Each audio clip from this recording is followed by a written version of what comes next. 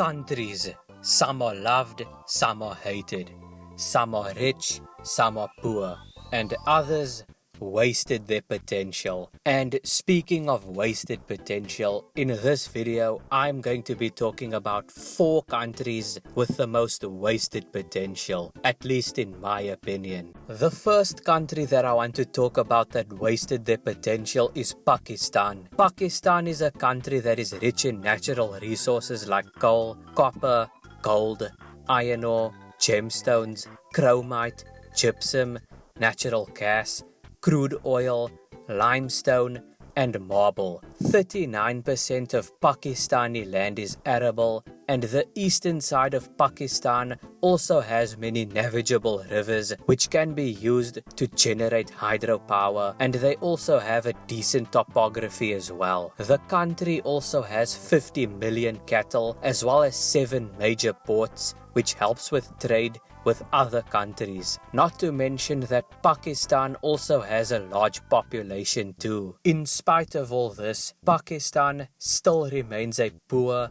and undeveloped country. It has an HDI of 0.540, which is classified as low HDI, and it ranks 161 out of 191 countries in HDI as well. Its poverty rate is almost 40%, its literacy rate is 62%, it has a GDP per capita of 1,587. In fact, its arch nemesis India is better than Pakistan in almost every metric possible. Higher HDI, India. Higher GDP per capita, India. Better education, India has a higher education index and its best university ranks 118th globally, whereas Pakistan's best university ranks 315th globally. But what's even crazy is that the state of Maharashtra alone has more GDP than the whole of Pakistan. That's how you know how hard they fumbled the bag. But let's say Pakistan realized their potential and used all their resources to their advantage. Let's also say that Pakistan started a rapid development a few years after liberalizing its economy, which should be around 1985. And let's also say that the GDP per capita increases $600 every year, and their rapid growth stopped in 2019. What would Pakistan be like today? Its nominal GDP would be around $5.2 trillion,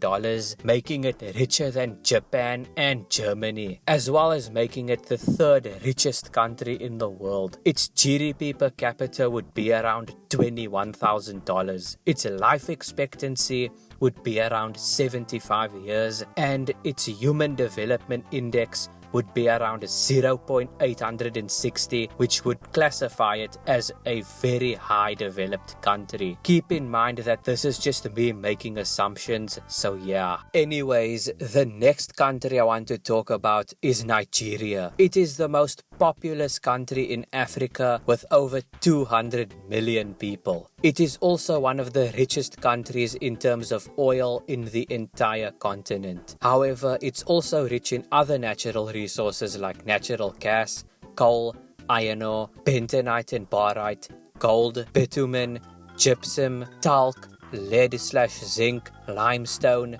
tin and columbite. Nigeria also has a lot of navigable rivers, as well as 40% of its land is arable. Not to mention that trading is very easy due to having access to the sea and having many neighboring countries close by to trade with. It also has a large labor force, as 89 million people in the country are working class Nigerians. But in spite of all this, Nigeria still remains very poor and undeveloped. Not to mention there are also a lot of ethnic divisions too. There are 371 ethnic groups in Nigeria, and over 520 native languages are spoken too. There also seems to be a north and south divide in Nigeria, like the south is Christian and tropical, whereas the north is Muslim and arid. Now let's take a look at Nigeria's economic and social stats. It has a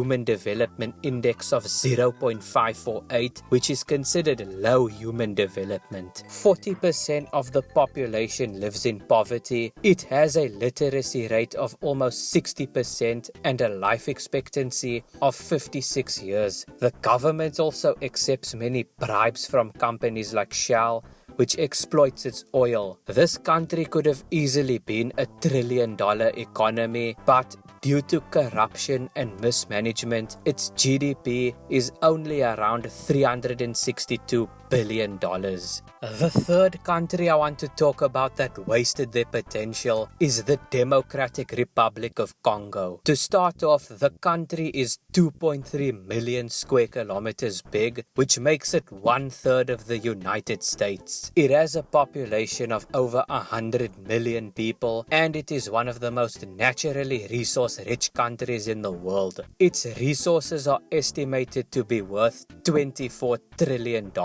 But let's take a look at some other things about the country. DRC has a very diverse climate, decent topography, and 40 million head of cattle. The DRC also has a lot of rivers too, but let's also see what specific resources the DRC is rich in. The DRC is rich in cobalt, copper, lithium, diamonds, tin, tantalum, gold, manganese, uranium, platinum, and petroleum. In fact, the DRC produces 70% of the world's cobalt. Okay, so the country has a large population. It's massive, it has many rivers, and it is one of the most resource-rich countries in the world. So why is it still poor? Well, there are 3 reasons. 1, political instability. 2, exploitation of resources from foreign powers. And 3, corruption and incompetence. Now, like the 2 previous countries, I will be telling you the economic statistics of the country today versus what the country could have been. To start off, it has a Human Development Index of 0.481 and it ranks 179th out of 191 countries in the world. Its GDP per capita is $702. Its poverty rate is 73.5 and its life expectancy is 62.74 years. Not to mention, only half the population has access to clean drinking water. Now, let's see what this country could have been like if they took full advantage of their resources. For one, their GDP per capita would definitely be above $15,000 and their GDP would be over $1 trillion as well. Their Human Development Index would most likely be around 0.750, making it a high human development country. And finally, the last country I'm gonna talk about